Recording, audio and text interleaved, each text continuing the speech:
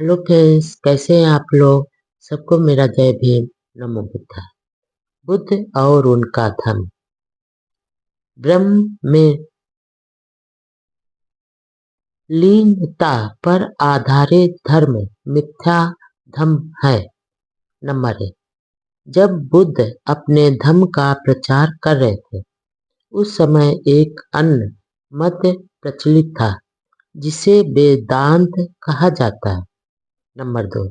इस धर्म के सिद्धांत थोड़े से हैं और सरल है। नंबर 3। इस विश्व की पृष्ठभूमि में जीवन का एक सर्वव्यापक सामान्य सिद्धांत विद्यमान है जिसे ब्रह्म या ब्रह्मन कहा जाता है। नंबर 4। यह ब्रह्म एक वास्तविकता है। नंबर 5। आत्मा अथवा प्रत्येक आत्मा वही है जिसे ब्रह्म कहते हैं। नंबर 6।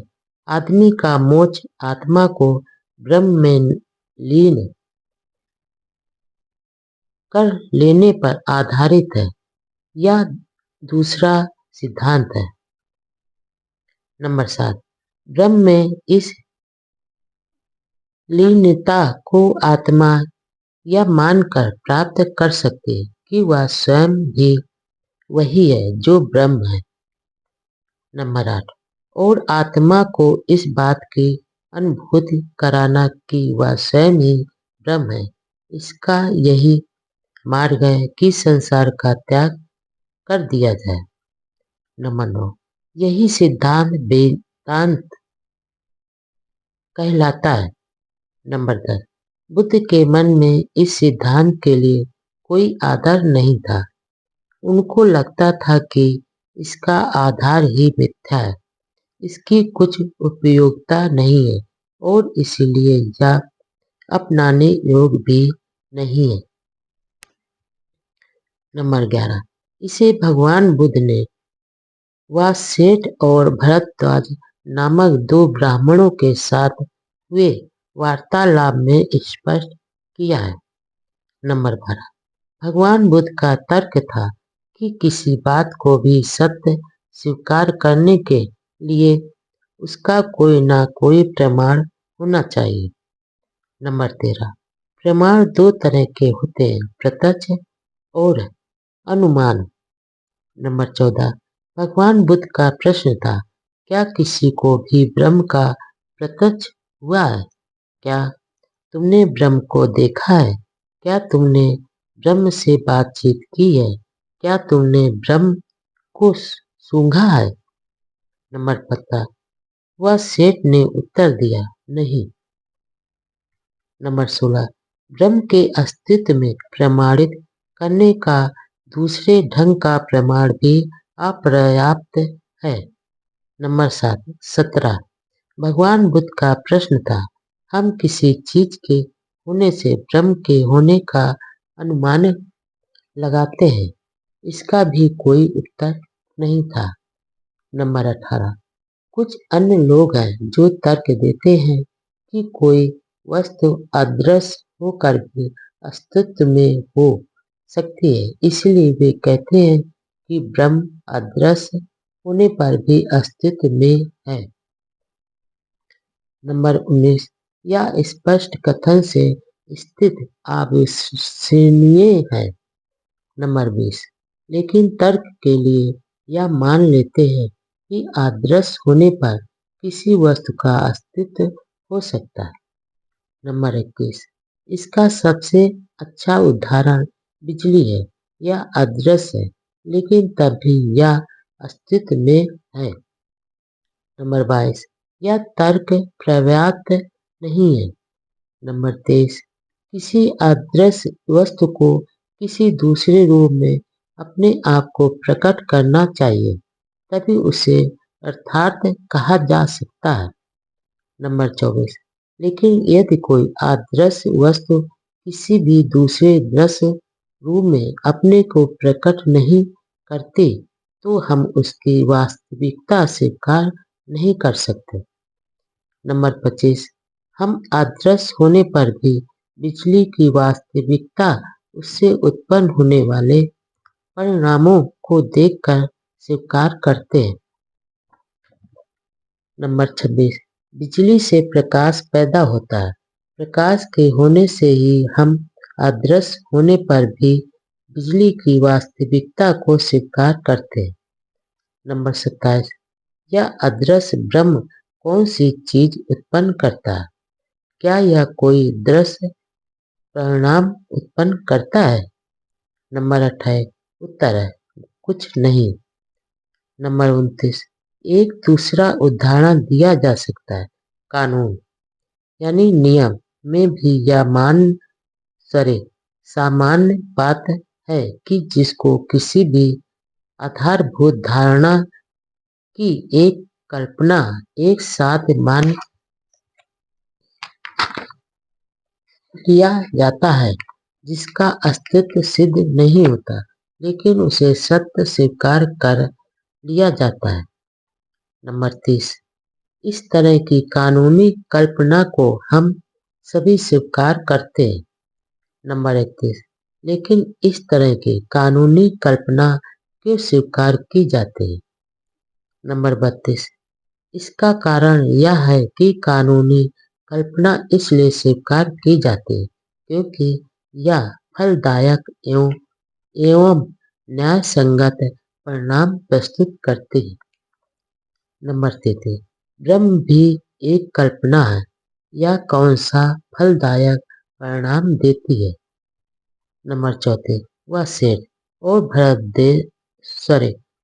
वह सेठ और भरद्वाज मौन थे। कौन है जिसने ब्रह्म को देखा है? नंबर 35, इस तर्क को अच्छी तरह समझाने के लिए उन्होंने वासेठ को संबोधित करते हुए पूछा, क्या तुमने ब्रह्म को देखा है? नंबर 36, क्या तीनों वेदों के जानकार ब्राह्मणों में कोई एक भी ऐसा है जिसने ब्रह्म को आमने सामने देखा है?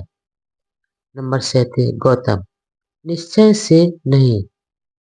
नंबर 38, वह सेठ, क्या इन तीनों वेदों के जानकार ब्राह्मणों के आचार्यों में कोई एक भी ऐसा है जिसने ब्रह्म को आमने सामने देखा हो?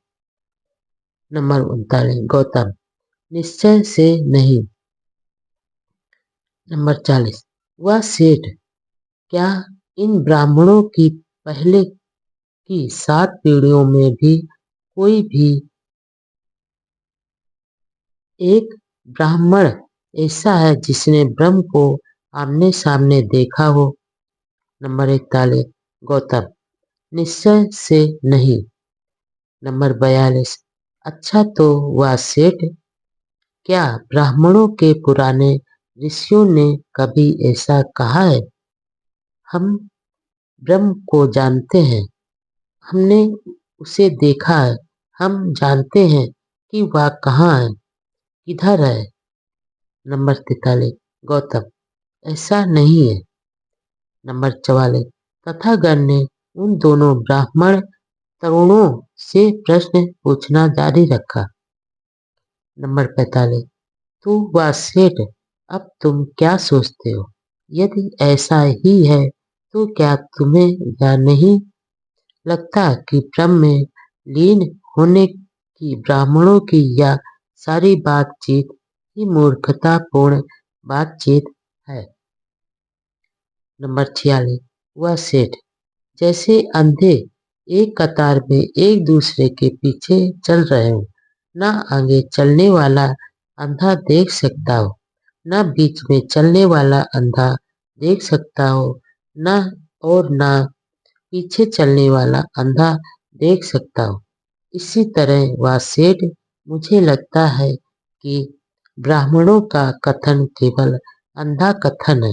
न आगे आगे चलने वाला देखता है, न पीछे में चलने वाला देखता है और न पीछे चलने वाला देखता है। इन ब्राह्मणों की बातचीत केवल हास्यास्पद, बेकार और शब्दों का अंबार है। नंबर 47, जैसे वह सेठ क्या यह ठीक ऐसा ही नहीं है जैसे कोई आदमी कहे, मैं कितने लंबे समय से इस स्थान पर सबसे सुंदर स्त्री से प्रेम करता आ रहा हूँ। नंबर 48।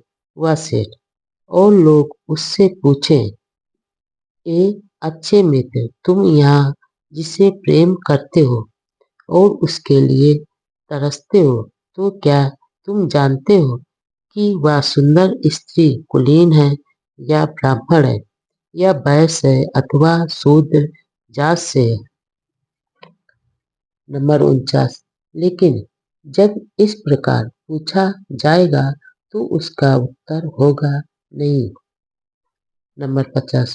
और जब लोग उससे पूछेंगे कि मित्र, तुम इस देश की जिस सबसे सुंदर स्त्री से इतना प्रेम करने की बात करते हो और उसके लिए तरसते हो, उसका पारिवारिक नाम क्या है, उसका गोत्र क्या है, वह लंबे कद की है या छोटे कद की है या मंझले कद की है, क्या वह काले रंग की है, सांवले रंग की है या गेहुए रंग की, वह किस गांव, नगर या शहर में रहती है? लेकिन जब उससे ये सब प्रश्न पूछे जाएं, तो उसका एक ही उत्तर होगा, नहीं। नंबर 51। तो वह सेठ, तुम क्या समझते हो, ऐसा होने पर यह नहीं लगता कि उस आदमी का यह कथन मूर्खतापूर्ण है? नंबर 52। दोनों ब्राह्मण बोले, गौतम, सचमुच या ऐसा ही है? नंबर 53। इसलिए ब्रह्म अर्थात में है ही नहीं, और जो भी धर्म ब्रह्मास्त्र है वह व्रत का धर्म है। आत्मा में विश्वास धर्म नहीं है। नंबर 1। भगवान बुद्ध ने कहा कि आत्मा पर आधारित धर्म है, कल्पनाश्रित धर्म है। नंबर 2। आज तक किसी ने भी आत्मा को नहीं देखा है और ना ही उससे बातचीत की है। नंबर 3। आत्मा अज्ञात है, अदृश्य है। नंबर 4। जो चीज वास्तव में अस्तित्व में है वह मन या चित्त है। मन तो आत्मा से भिन्न है। नंबर 5। तथागत ने कहा है कि आत्मा में विश्वास करना अनुपयोगी है। नंबर 6। इसलिए जो धर्म आत्मा पर आश्रित है वह अपनाने योग्य नहीं है। नंबर 7। ऐसा धर्म केवल अंधविश्वास ही पैदा करता है। नंबर 8। बुद्ध ने इस बात को यूं ही नहीं छोड़ दिया, तथागत ने इसके सभी पक्षों की पूरी तरह चर्चा की है। नंबर 9। आत्मा के अस्तित्व में विश्वास ही समान बात है जैसे परमात्मा के अस्तित्व में विश्वास करना। नंबर 10। आत्मा में विश्वास रखना भी ब्राह्मणी धर्म का एक अंग था। नंबर 11। ब्राह्मणी धर्म में रूह को आत्मा या आत्मन कहते हैं। नंबर 12। ब्राह्मणी धर्म में आत्मा उस तत्व विशेष को कहा गया जो शरीर से पृथक किंतु शरीर के ही भीतर रहने वाले, जन्म से लेकर अंत तक लगातार बनी रहने वाली है। नंबर 13। आत्मा में विश्वास के अंतर्गत तत्व संबंधी दूसरे विश्वास भी जुड़े हुए हैं। नंबर 14। शरीर के साथ आत्मा का मरण नहीं होता, या दूसरे शरीर के साथ जन्म ग्रहण करती है। नंबर 15। शरीर आत्मा का बाहरी परिधान है। नंबर 16। क्या भगवान बुद्ध आत्मा में विश्वास रखते थे? नहीं, बिल्कुल नहीं। आत्मा के संबंध में उनका मत अनात्मवाद कहलाता है, अर्थात कोई आत्मा नहीं, नंबर 17, यदि शरीर रहित आत्मा को स्वीकार कर भी लिया जाए तो उसके संबंध में बहुत से प्रश्न पैदा होते हैं। आत्मा क्या है? आत्मा का आगमन कहाँ से हुआ? शरीर के मरने पर इसका क्या होता है? यह कहाँ जाती है? उसके बाद यह किस रूप में रहती है? वह कब तक रहती है? जो लोग आत्मा के अस्तित्व के सिद्धांत के समर्थक थे, भगवान बुद्ध ने उनके साथ तर्कसंगत वाद विवाद किया।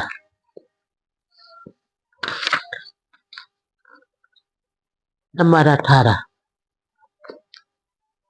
पहले तो उन्होंने अपने तर्क करने के समान तरीके से यह दिखाना चाहा कि आत्मा का विचार कितना अस्पष्ट है। नंबर 19, जो आत्मा के अस्तित्व में विश्वास रखते थे उनसे भगवान बुद्ध ने जानना चाहा कि आत्मा आकार और रूप यानी शक्ल में कैसी है। नंबर 20, आनंद थेर को उन्होंने कहा था कि आत्मा के अस्तित्व के संबंध में अनगिनत मत हैं। कोई कहते हैं मेरी आत्मा का रूप अनिश्चित है और वह बड़ा ही सूक्ष्म है।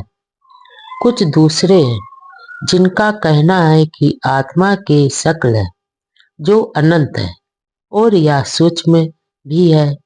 कुछ दूसरे हैं जिनका कहना है कि यह निराकार है और अनंत है। नंबर 21, आनंद। आत्मा के बारे में अनेक प्रकार के मत हैं।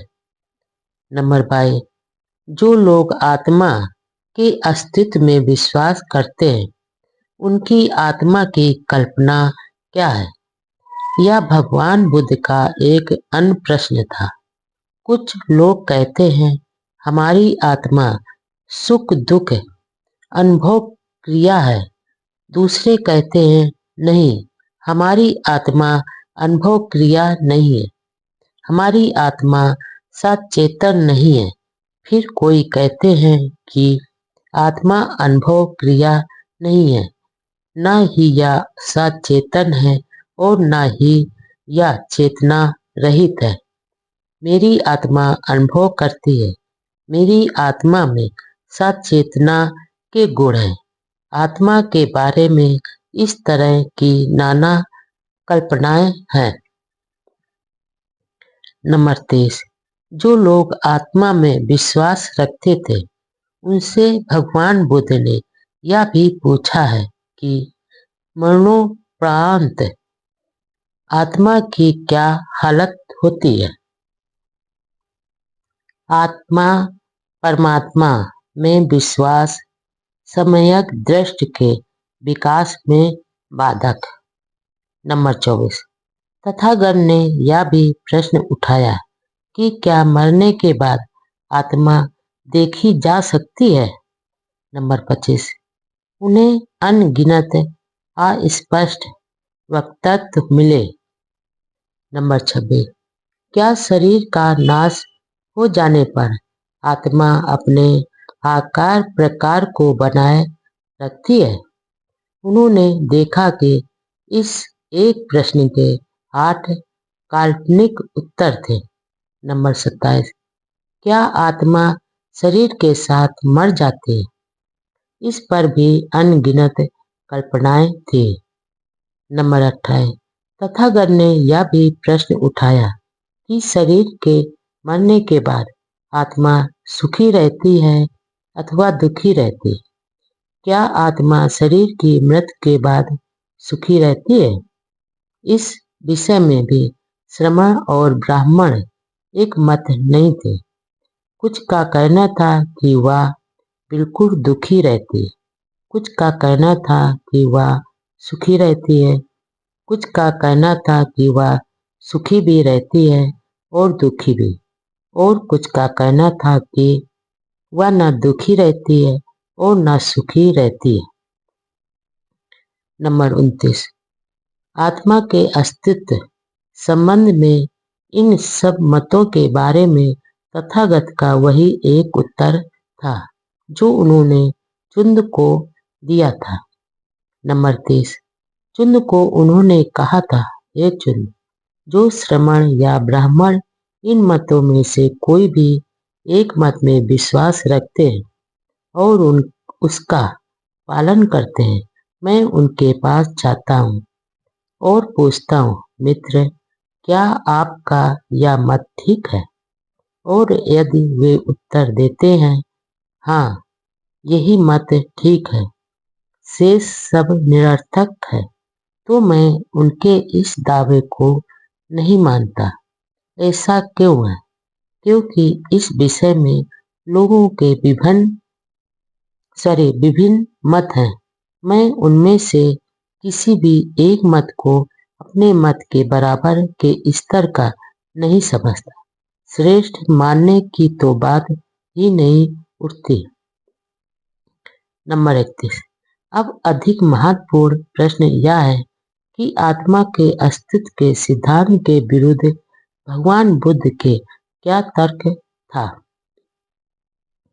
नंबर 32। भगवान बुद्ध ने आत्मा के न होने के पक्ष में जो सामान्य तर्क दिए थे, वे ही उन्होंने परमात्मा के अस्तित्व के विरोध में दिए थे। नंबर 33। उनका तर्क था कि आत्मा के अस्तित्व के बारे में चर्चा उतनी ही व्यर्थ और अनुपयोगी है जितनी परमात्मा की चर्चा। नंबर 34। उनका तर्क था कि आत्मा के अस्तित्व में विश्वास करना सम्यक दृष्टि के विकास में उतना ही बाधक है जितना परमात्मा के अस्तित्व में विश्वास करना। नंबर 35। उनका तर्क था कि आत्मा के अस्तित्व में विश्वास भी उतना ही अंधविश्वास का आधार है जितना परमात्मा में विश्वास, अर्थात में उनकी संपत्ति में आत्मा के अस्तित्व में विश्वास करना परमात्मा में विश्वास करने की अपेक्षा और भी अधिक खतरनाक है, क्योंकि यह न केवल पुरोहित वर्ग को जन्म देता है, न ही यह केवल अंधविश्वास का मूल है, बल्कि व्यक्ति के जन्म से मरण तक उसके समस्त जीवन पर पुरोहित वर्ग का नियंत्रण स्थापित कर देता है। नंबर 36। इन्हीं समान तर्कों के कारण ऐसा कहा जाता है कि भगवान बुद्ध ने आत्मा के अस्तित्व के बारे में अपना कोई निश्चित मत अभिव्यक्त नहीं किया। कुछ दूसरे लोगों का कहना है कि उन्होंने आत्मा के अस्तित्व के सिद्धांत का खंडन नहीं किया। कुछ औरों ने कहा कि भगवान बुद्ध हमेशा इस प्रश्न को टाल देते थे। नंबर 37। ये सभी मत एकदम गलत है, क्योंकि महाली को भगवान बुद्ध ने स्पष्ट रूप से निश्चित शब्दों में यह कहा था कि आत्मा नाम का कोई पदार्थ नहीं है। यही कारण है कि आत्मा के संबंध में तथागत का मत अनात्मावाद कहलाता है। आत्मा नहीं विज्ञान यानी चित्त बराबर चेतना जीवन की प्रधान वस्तु है। नंबर 38। आत्मा के अस्तित्व के विरुद्ध सामान्य तर्क के अतिरिक्त भगवान बुद्ध ने उसके विरुद्ध विशेष तर्क भी दिया है, जो कि उनके अनुसार आत्मा के सिद्धांत के लिए एकदम घातक तर्क था। नंबर 39। एक अलग तत्व के रूप में आत्मा के अस्तित्व के सिद्धांत के विरुद्ध भगवान बुद्ध का अपना सिद्धांत था, जिसे नाम रूप सिद्धांत के नाम से जाना जाता है। नंबर 40। यह नाम रूप का सिद्धांत विभज्यवाद द्वारा मानव व्यक्तित्व अथवा मानव सचेतन के अंगों के बड़े ही सूक्ष्म एवं कठोर विश्लेषण द्वारा किए गए परीक्षण का परिणाम है। नंबर 41, नाम रूप एक प्राणी का सामूहिक नाम है। नंबर 42, भगवान बुद्ध के विश्लेषण के अनुसार एक सचेतन प्राणी कुछ भौतिक तत्वों तथा कुछ मानसिक तत्वों के सम्मिश्रण का परिणाम है। वे भौतिक तथा मानसिक तत्व स्कंद कहलाते हैं। नंबर 43, रूप स्कंद प्रधान रूप से पृथ्वी, जल, वायु तथा अग्नि जैसे 4 भौतिक तत्वों का परिणाम है। वे रूप अथवा शरीर अंश हैं। नंबर 44, रूप स्कंद के अतिरिक्त चित्त चैतसिकों का समूह नाम स्कंद है, जिससे एक प्राणी की रचना होती है। नंबर 45, इस नाम स्कंद को हम विज्ञान बराबर चेतना कहते हैं। इस नाम स्कंद के अंतर्गत 3 मानसिक तत्व, वेदना, 6 इंद्रियों तथा संसारिक विषयों के साथ संपर्क से उत्पन्न होने वाले अनुभूत यानी संज्ञा तथा संस्कार आते हैं। विज्ञान भी इन तीनों के साथ शामिल किया जाता है। इस प्रकार पूर्व के 3 चैतसिक और विज्ञान बराबर चित्त को मिलाकर नाम स्कंद होता है। एक आधुनिक मानस शास्त्रवेत्ता कदाचित इसे इस रूप में कहना पसंद करेगा कि चित्त ही वह मूल स्रोत है जिससे सभी चैतसिक उत्पन्न होते हैं, अथवा चैतसिकों के समूह विशेष का नाम ही चित्त हो जाता है। विज्ञान बराबर चित्त किसी भी प्राणी का केंद्र बिंदु है। नंबर 46, पृथ्वी, जल, अग्नि और वायु इन 4 तत्वों के सम्मिश्रण का परिणाम विज्ञान है। नंबर 47, बुद्ध द्वारा प्रतिपादित विज्ञान के उत्पत्ति के इस सिद्धांत पर एक आपत्ति उठाई जाती है। नंबर 48, जो इस सिद्धांत का विरोध करते हैं उनका प्रश्न है, विज्ञान बराबर चित्त की उत्पत्ति कैसे होती है। नंबर 49, यह सत्य है कि व्यक्ति के जन्म के साथ विज्ञान बराबर चित्त की उत्पत्ति होती है और मरण के साथ विज्ञान बराबर चित्त का विनाश होता है। इसी प्रकार क्या यह कहा जा सकता है कि विज्ञान बराबर चित्त 4 तत्वों के सम्मिश्रण का परिणाम है। नंबर 50, भगवान बुद्ध ने इसे इस रूप में नहीं कहा कि भौतिक तत्वों के सह स्थित अथवा उनके सम्मिश्रण से विज्ञान बराबर चित्त की उत्पत्ति होती है। तथागत ने जो कहा वह यह था कि जहाँ भी शरीर का रूप काय है वहाँ नाम काय भी साथ साथ रहता है। नंबर 51, विज्ञान से एक उपमा ले। जहाँ जहाँ विद्युत क्षेत्र यानी इलेक्ट्रिक फील्ड होता है वहाँ वहाँ उसके साथ आकर्षण क्षेत्र मैग्नेटिक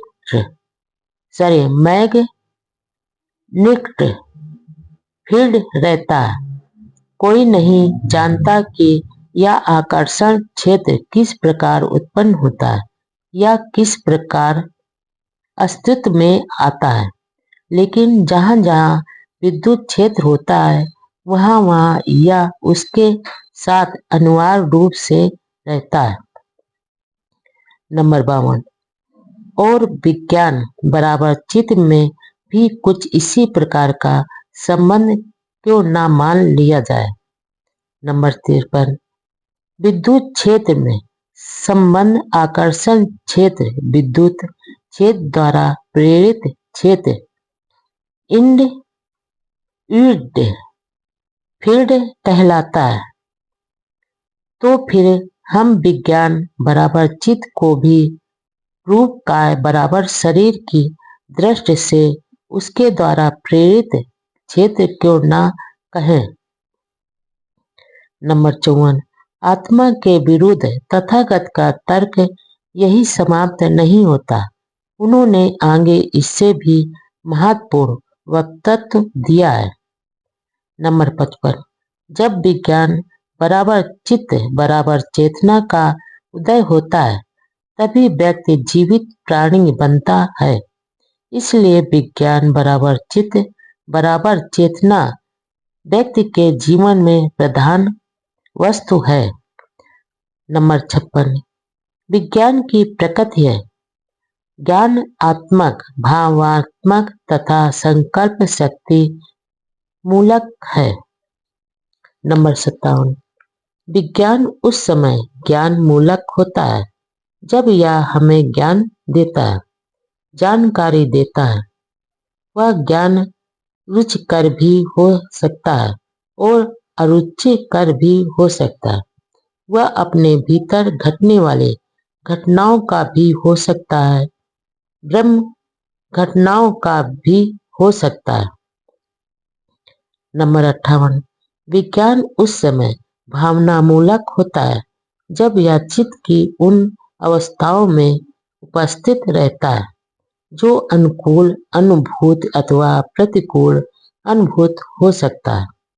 जब भावना मूलक ज्ञान वेदना बराबर अनुभूत की उत्पत्ति का करता है।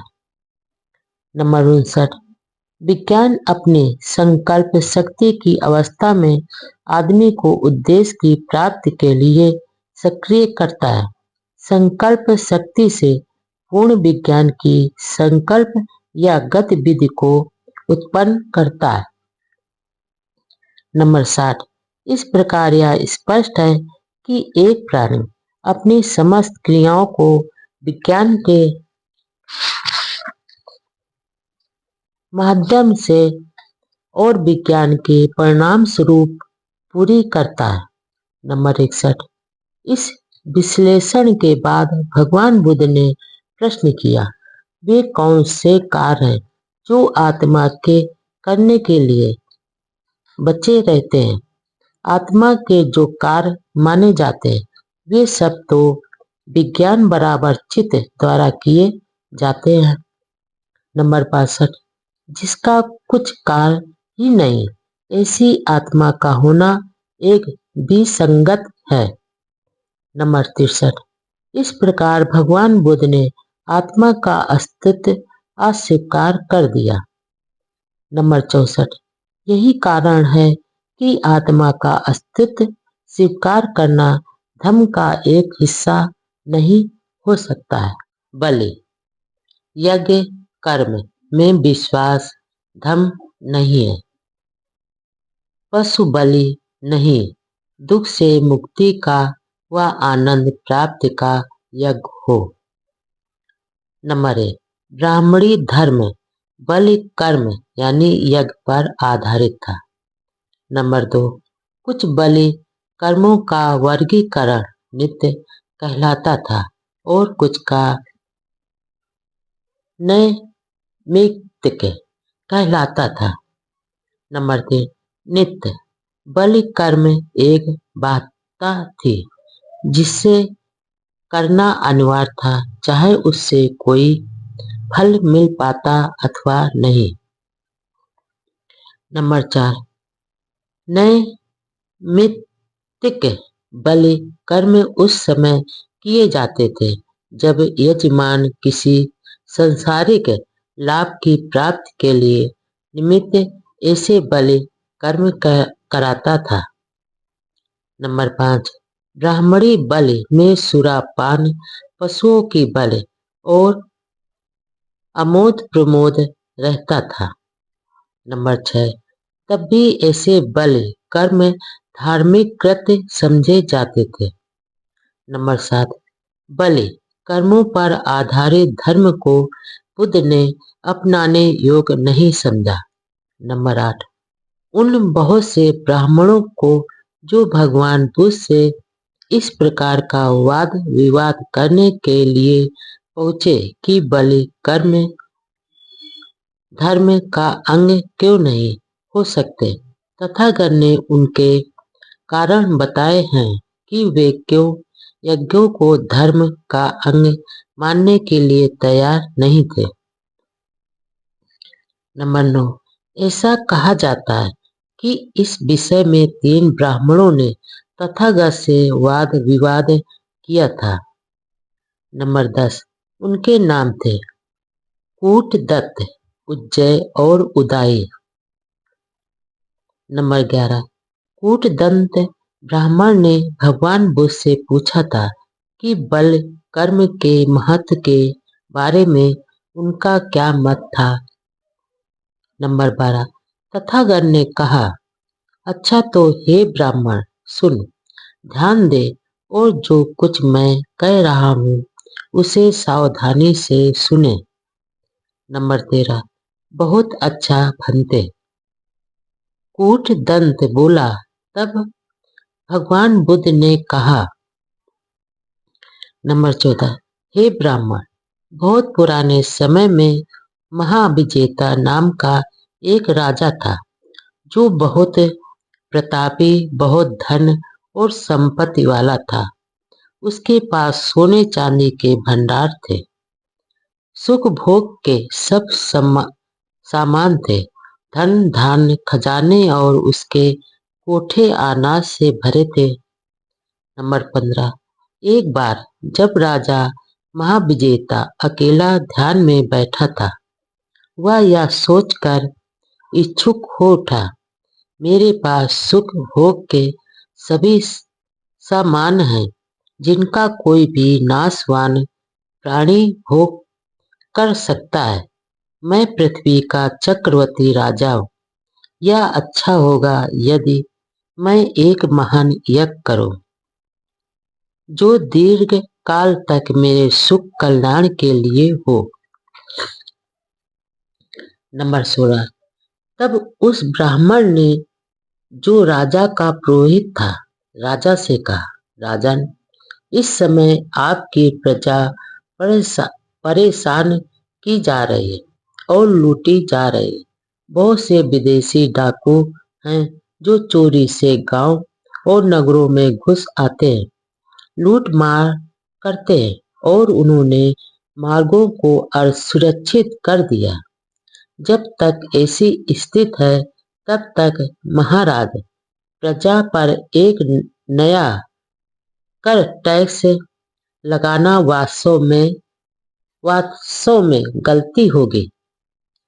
नंबर 17, लेकिन हो सकता है कि महाराज यह सोचे कि मैं शीघ्र ही उन दुष्टों की सभी चालों को रोक दूंगा, उनको पकड़वा दूंगा, उन पर जुर्माने करूंगा, उनको देश निकाला दे दूंगा तथा उनको मरवा डालूंगा, लेकिन इस तरह उनको स्वेच्छाचारिता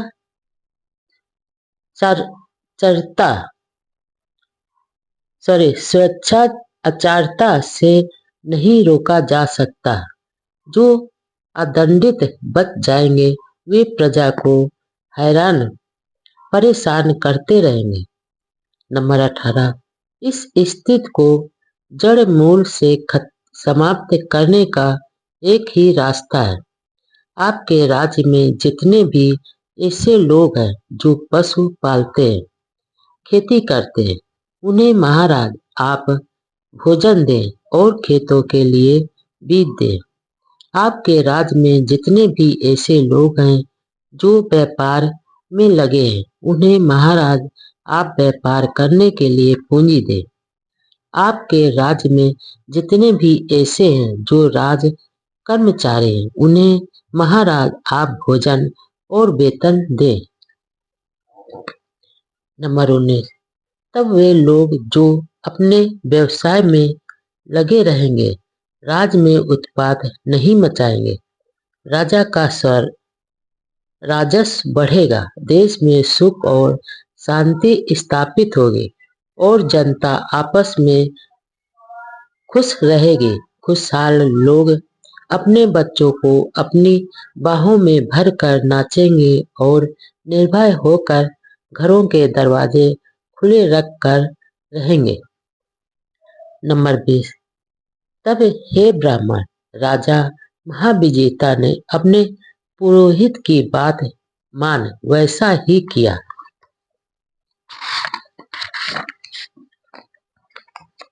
लोग अपने अपने व्यवसाय में लग गए।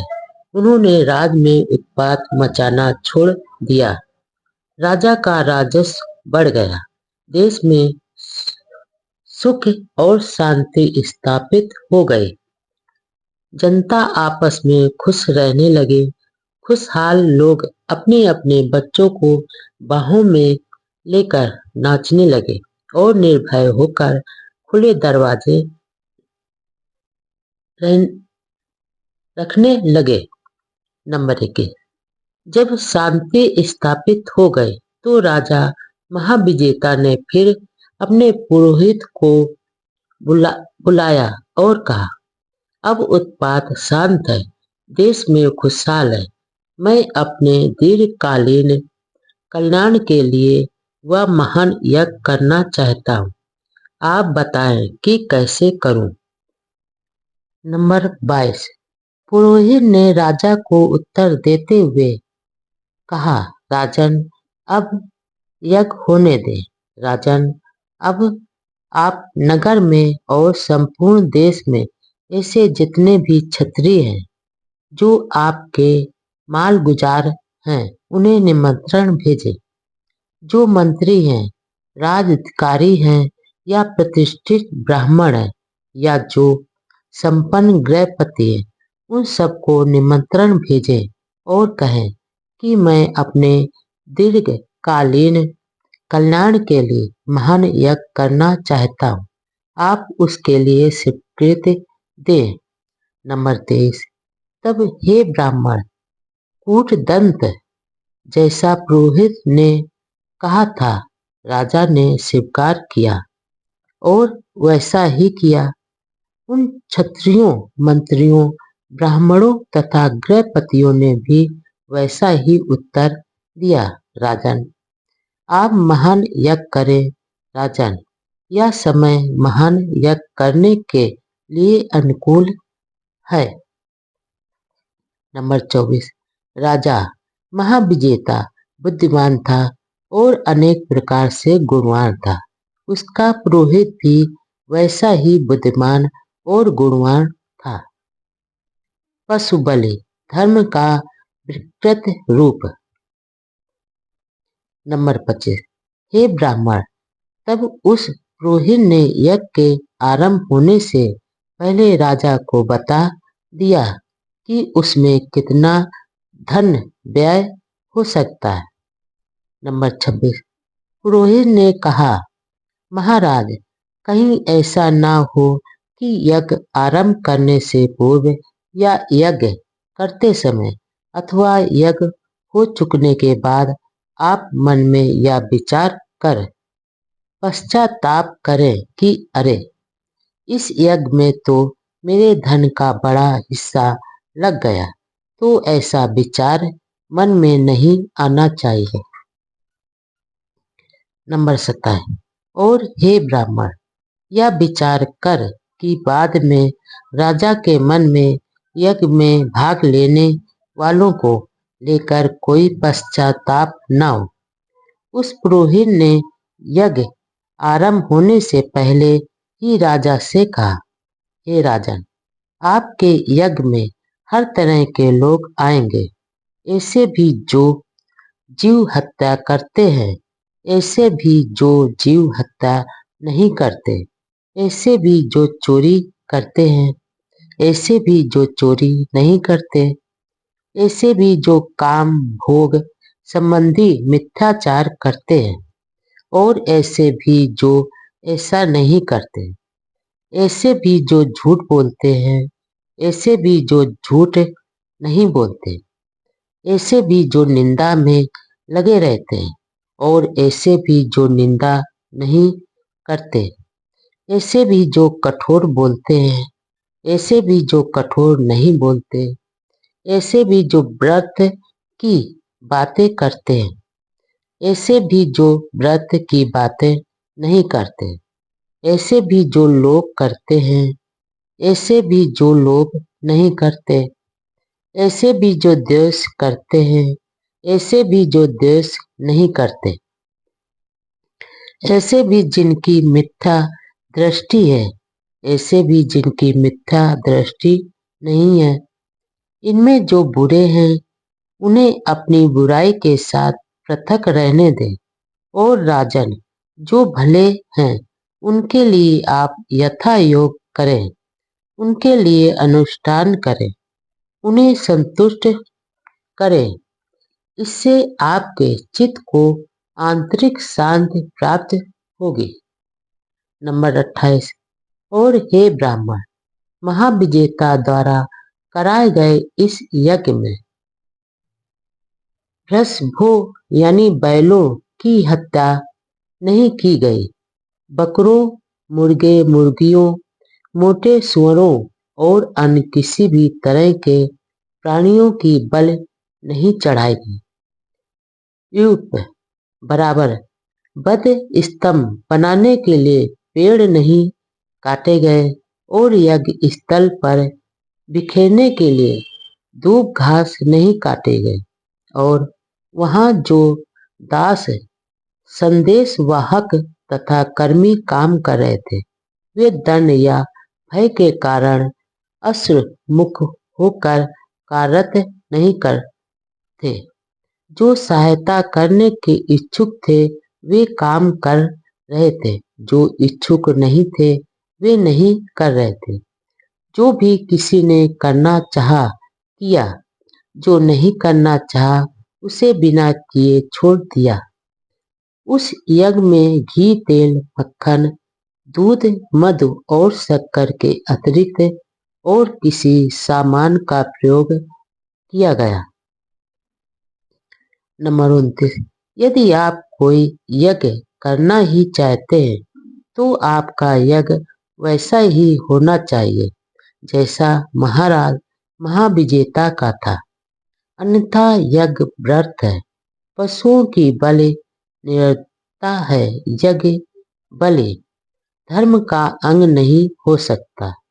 यह धर्म का विकृत रूप है जो कहता है कि पशुओं की बलि देने से तुम स्वर्ग जा सकते हो। नंबर 30।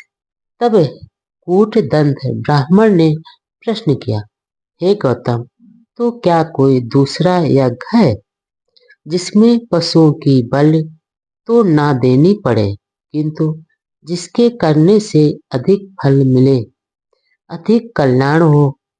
नंबर 31। हे ब्राह्मण, हाँ, ऐसा यज्ञ है। नंबर 32। हे गौतम, ऐसा यज्ञ कैसे होगा? नंबर 33।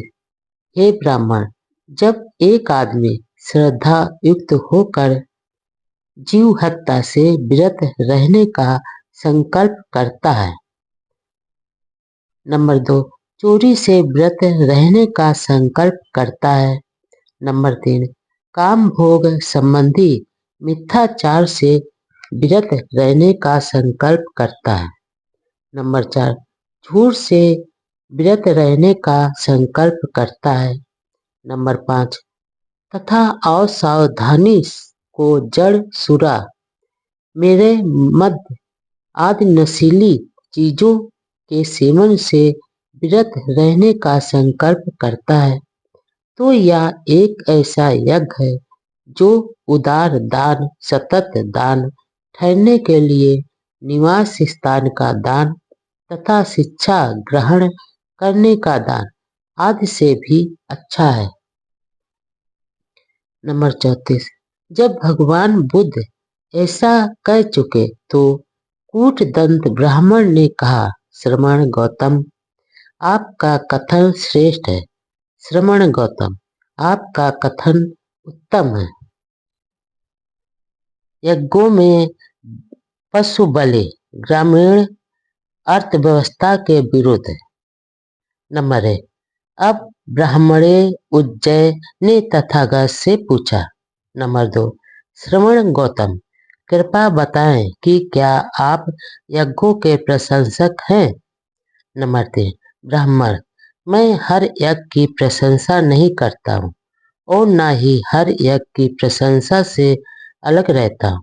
हे ब्राह्मण, जिस किसी भी यज्ञ में भी गो हत्या की जाती है, बकरे और भेड़ें मारी जाते हैं, मुर्गे मुर्गियां और सूअरों का वध किया जाता है और भी दूसरे नाना प्रकार के प्राणियों का विनाश किया जाता है। इस प्रकार का यज्ञ जिसमें पशु बलि दी जाती है, हे ब्राह्मण, ऐसा यज्ञ मेरी प्रशंसा का पात्र नहीं है। ऐसा क्यों। नंबर 4, हे ब्राह्मण, जिस प्रकार के यज्ञ में पशुओं की हत्या होती है, उनके निकट न तो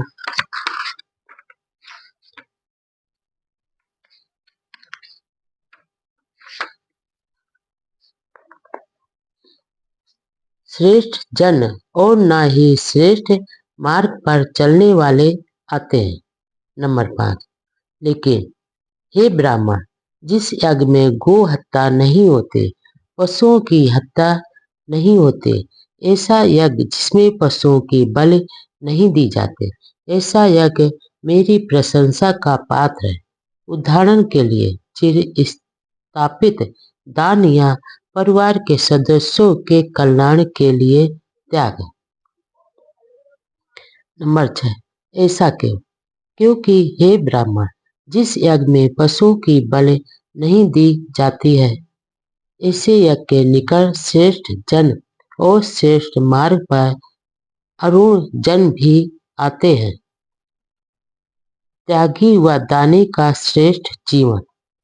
नंबर 1, उदाई ब्राह्मण ने भी तथागत से वही प्रश्न पूछा जो उज्जय ब्राह्मण ने पूछा। नंबर 2, श्रमण गौतम, क्या आप यज्ञ की प्रशंसा करते हैं।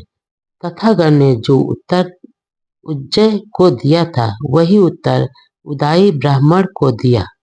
नंबर 3, तथागत बोले, ऐसे यज्ञ जो उचित समय पर किए जाएं, ऐसे यज्ञ जिसमें पशुओं की बलि न दी जाए, उनके निकट वे आते हैं जो श्रेष्ठ जीवी है और जिनकी आंख पर से पर्दा हट गया है, जो कालातीत है, जो जन्म मरण के बंधन से मुक्त हैं। वे तथा वैसे ही दूसरे प्राग तथा गुणवान हैं। ऐसे कुशल यज्ञ की तथागत प्रशंसा करते हैं। यज्ञ अथवा श्रद्धा युक्त कर्म में श्रद्धा युक्त जिससे पुण्य क्षेत्र में जो बीज बोया जाता है अथवा जो श्रेष्ठ जीवन व्यतीत करते हैं, त्यागी होते हैं, उन्हें जो दान दिया जाता है उससे देवता भी प्रसन्न होते हैं। इस प्रकार के दान से विचारवान जब बुद्धिमान बनते हैं तथा दुख से मुक्त हो संसार के आनंद को प्राप्त करते हैं।